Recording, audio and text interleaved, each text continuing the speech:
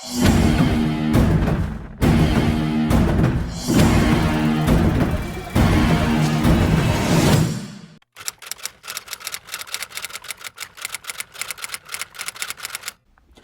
everyone, Hound here with another Vikings War of Clans video.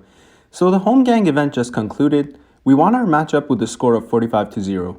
We broke all of our enemy towers and defended ours all the way in the way that the enemy could not break any of them. This means that we now go to the League 1 bonus, which is 50% to offense, defense, and troop health for 1 week. In this video, I wanted to provide a list of tips and tricks that can help you be successful in your Holmgang events. Tip number 1, talk to your clan. If you've already signed up for the Holmgang event once, this is a good chance to reflect on your participation time selection. Carefully think about how many players were online and how your participation extended during the event. This is also a good opportunity to speak to your clan mates to figure out whether they like the event and are eager to play once more comes out. This event needs 100% contribution from all your clan members, so if not everyone is on board, then you might have to take some time to convince people, or alternatively ask people who are not able to participate to sit out of the clan before the competition is announced. Tip number 2, activate hero doubles. Activating hero doubles is crucial for this event.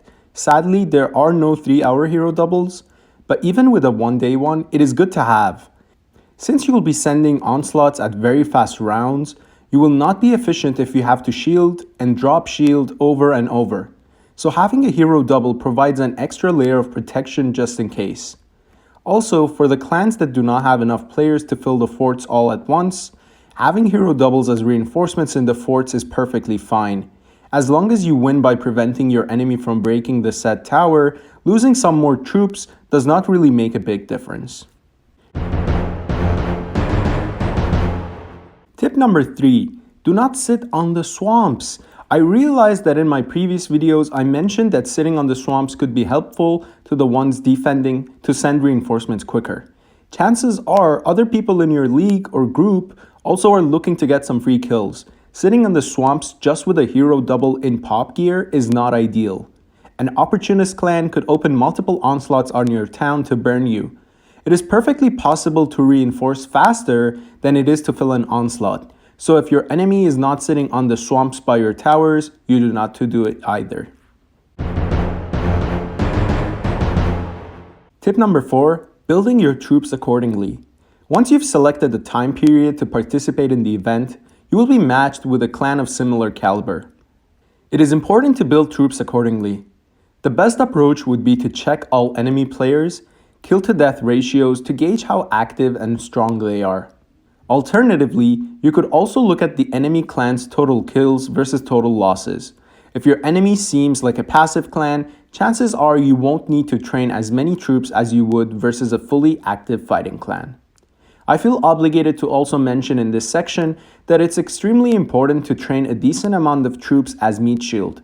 In my opinion, if you're a fully active fighter clan, you can also use 700 to 800 million T4s, 50 million T5s, and 50 million T6s as a meat shield for however many T7s you have. Tip number 5, know your enemy's troop types. You have 15 minutes to decide which forts to reinforce and which ones not to reinforce. Think very carefully about how you want to proceed.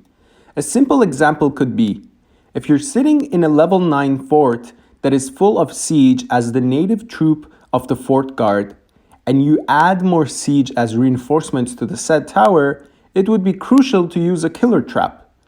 But what if your enemy does not have any killers in their clan at all? Then you would be wasting your trap. Try to figure out how many troop types and what troop types your enemy has. A good idea would be to analyze them on the first phase and counter them on the phases that follow afterwards. Or, if you want to take this a step further, you can try to hit them earlier just to get a general sense of their troop types. Tip number 6, 30-50% March boost and the 100% offense and defense boosts. The boosts mentioned in this section are crucial to your success. Remember that this event is not about speed, when it comes to sending onslaughts before enemy reaches the tower, just like in Fury. In this case, it is all about strength, and if you and your enemies are evenly matched, chances are the boost that you can receive from Helheim will be extremely important in tipping the scale. Save as many of these boosts as you can for this event. If your enemy is using the 50% offense and defense boosts, you will see a great advantage in the battle reports. Tip number 7, organization is key. As with tip number 1, tip number 7 also requires a good level of organization. But here, specifically, we can discuss organization when it comes to joining onslaughts and sending reinforcements. Having selected your clan's onslaught setters, it is now also important to decide who joins what onslaught, and the order in which the onslaughts are sent. Similarly, knowing who joins what tower, how they will pull and how they will refresh troops will also be extremely important.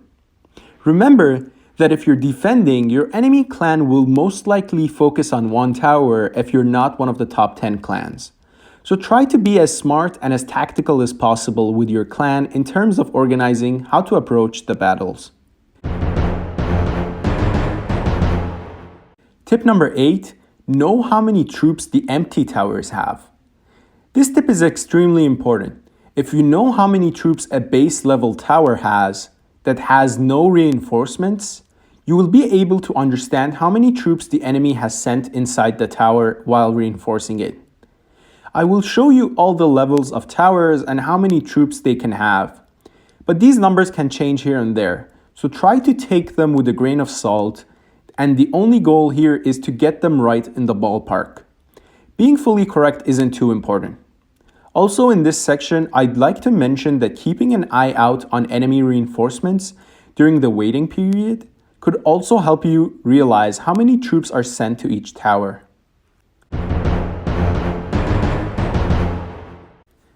Tip number 9, follow the plan. This is somewhat of a trivial tip, but also very important. We have gotten all the way through, trained our troops, made a plan to attack and defend. Now we have many approaches that we can take on this event. Keep in mind, all that you have to do now is win versus your enemy by getting more points versus them through destroying towers.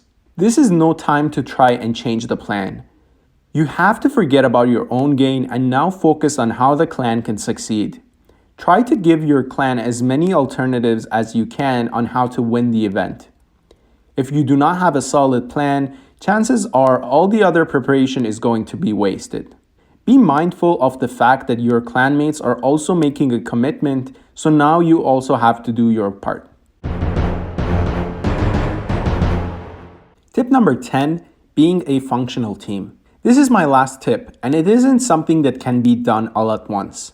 It needs practice and commitment. This means knowing who the onslaught setters are and being able to form a hive next to them quickly, setting timers and trying to be available in onslaughts.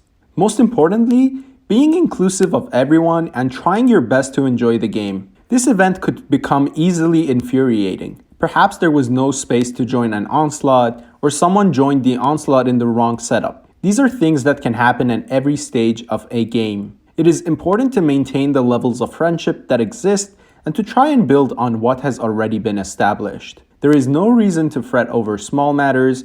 Once the teams have been able to achieve this, then winning events will become an easy habit. Anyway, that's all I have for this video. I hope that these 10 tips could help you improve your performance in the Holmgang. That's it for this video, and I'll catch you in the next one.